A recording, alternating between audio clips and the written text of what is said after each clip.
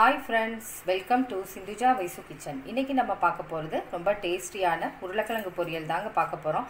இந்த மாதிரி செஞ்சு கொடுத்தீங்கன்னா எல்லாருக்குமே ரொம்ப பிடிக்கும். இது வந்து சாம்பார் சாதம், ரசம் சாதம், லெமன் ரைஸ், தயிர் சாதம் இதுக்கெல்லாம் சைடிஷா வச்சு சாப்பிடலாம். ரொம்ப அருமையா இருக்குங்க. இந்த மாதிரி செஞ்சு கொடுங்க வீட்ல எல்லாருக்குமே. எல்லாரும் விரும்பி சாப்பிடுவாங்க. வாங்க இன்னைக்கு இது எப்படி செய்யறதுன்னு பார்க்கலாம். உருளைக்கிழங்கு பொரியல் செய்கிறதுக்கு நான் 1/2 கிலோ உருளைக்கிழங்கு எடுத்திருக்கேங்க. நல்லா வேக வச்சுட்டு இந்த மாதிரி தோல் சீவி வச்சுருக்கேங்க. இந்த மாதிரி ரவுண்டாக கட் பண்ணி வச்சுக்கோங்க. இப்போ பேன் சூடாக இருக்குங்க. இதில் கொஞ்சமாக எண்ணெய் சேர்த்துக்கிறேன்.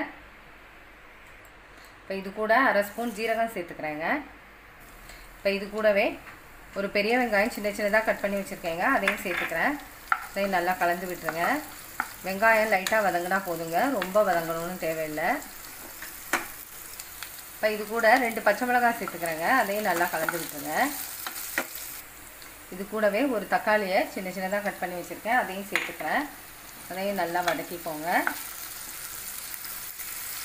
இப்போ இது கூடவே கொஞ்சமாக கருவேப்பிலை சேர்த்துக்கிறேன். அதையும் நல்லா வதக்கிக்கோங்க. இப்போ இதுக்கு மசாலா சேர்த்துக்கலாங்க. ஒரு 1/4 ஸ்பூன் மஞ்சள்தூள் சேர்த்துக்கிறேன். இது கூடவே 1 ஸ்பூன் மிளகாய் தூள் சேர்த்துக்கிறேன். இது கூடவே 1 ஸ்பூன் தனியாத்தூள் சேர்த்துக்கிறேன். இது கூடவே 1/4 ஸ்பூன் உப்பு சேர்த்துக்கிறேன். இதை எல்லாத்தையும் நல்லா கலந்து விட்டுருங்க.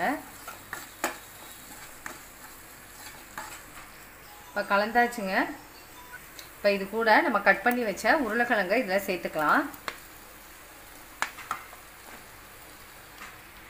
இப்போ இதையும் நல்லா கலந்து விட்டுருங்க. இந்த மசாலாலாம் நல்லா கோட்டாகிற மாதிரி கலந்து விடுங்க. இப்போ நல்லா கலந்தாச்சுங்க. இப்போ ஒரு 5 நிமிஷம் லோ ஃப்ளேமில் வச்சு அப்படியே வேகட்டும். அந்த மசாலாலாம் நல்லா உருளைக்கிழங்குல இறங்கணும். கொஞ்சம் நேரம் மூடி வச்சுலாம் அப்படியே இருக்கட்டும்.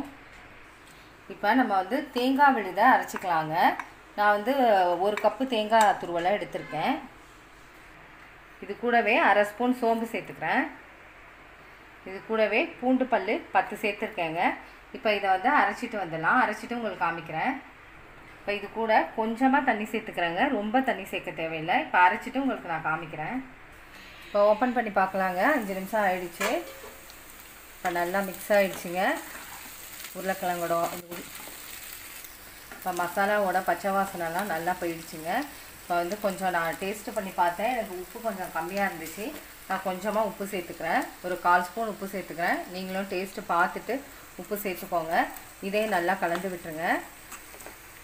இப்போ இது கூட நம்ம அரைச்சி வச்ச தேங்காய் விழுதை சேர்த்துக்கலாங்க. இப்போ இதையும் நல்லா கலந்து விட்டுருங்க. நல்லா எல்லா பக்கமும் மிக்ஸ் ஆகிற மாதிரி கலந்து விடுங்க. இப்போ நல்லா கலந்தாச்சுங்க. இப்போ இன்னும் ஒரு 5 நிமிஷம் அப்படியே லோ ஃப்ளேம்லேயே வச்சுருங்க. லோ ஃப்ளேம்லேயே கொஞ்சம் நேரம் இருக்கட்டும். இப்போ நம்ம மூடி வச்சிடலாம். அப்படியே இருக்கட்டும். இப்போ ஓப்பன் பண்ணி பார்க்கலாங்க. நல்லா சூப்பராக ரெடி ஆகிடுச்சுங்க.